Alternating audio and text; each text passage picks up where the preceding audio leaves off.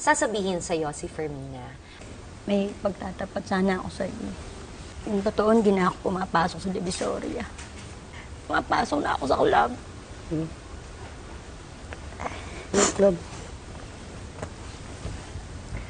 Pag inatin mo ko araw-araw, bumababa rin ako, sumasakay ako ng bus papuntang sa pagtatrabahuhan ko. Ibig sabihin, pag ginahat kita, niloloko na pala ako noon. Oo. Naawa na rin ako sa'yo dahil nahihirapan ka na rin sa mga anak ko.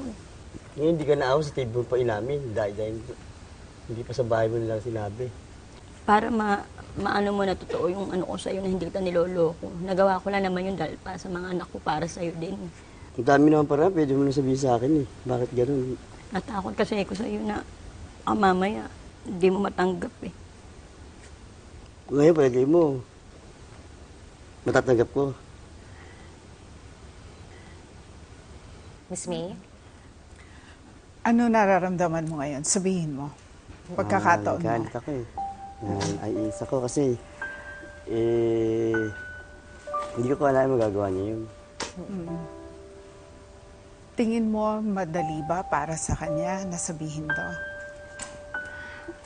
Hindi siguro, pero Hindi rin. Oo. mas mahirap naman para sa akin tanggapin to. Oo.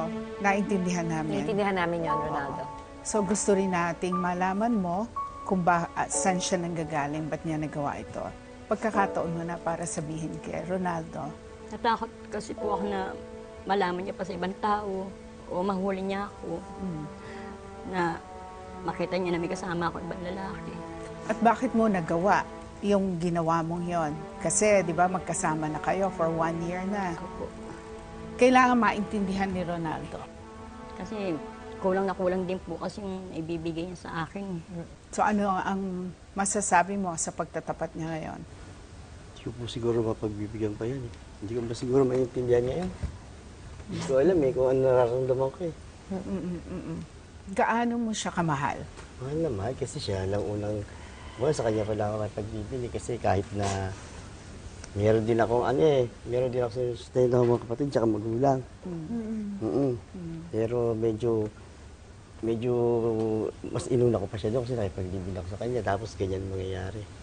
So ang hindi mo matanggap, yung hindi niya pagiging honest sa'yo, no? Na ginagawa na pala to, hinahatid mo siya pero iba pala yung pinupuntahan niya. After 4 months, no? 4 months na ginagawa ito. Ngayon, pinagtatapat niya. Bakit? Kasi gusto na niyang huminto eh. Bakit gusto mo huminto? Hindi na po kaya ng konsyensya ko. Yung pag-aalaga niya, yung buong tiwala niya, binigay niya sa akin. Hindi madali yung ginawa ni Fermina para humarap dito, para harapin ka. No? Ang buo sa kanya, masabi na ang katotohanan para makapag-move forward nga siya. No? Tumayo ulit siya. Kasi ang risk niya sa'yo, mawala ka. Pero kailangan nang mangyari ngayon. Yun ang ano niya eh. Yun ang kailangan niyang gawin eh. Ronaldo, ang tanong ko lang, anong nararamdaman mo ngayon? Masakit yung ginawa niya na hindi ko siya mapapatawad. Siguro baka hindi na. Kung mapapatawad ko na siya, antayin niya lang ako doon sa bahay namin. Doon na lang ako babalik. Pero ngayon hindi ko talaga kayang doon muna ako, uwi muna ako sa amin. Nung sana mapatawad mo ko kung ano man yung nagawa ko. Pero ito lang sasabihin ko sa'yo, hindi kita niloko. Pero kung yan ang magiging desisyon mo, hindi ako naman tanggapin eh. Kasi alam ko masakit din sa'yo yun eh. Pero hintay ko pa rin na mapatawad mo ko. Lahat gagawin ko, mapatunayan ko sa'yo na ikaw lang talaga mahal ko. Alam ko malaking kasalanan yung nagawa ko, pero sana maintindihan mo ko.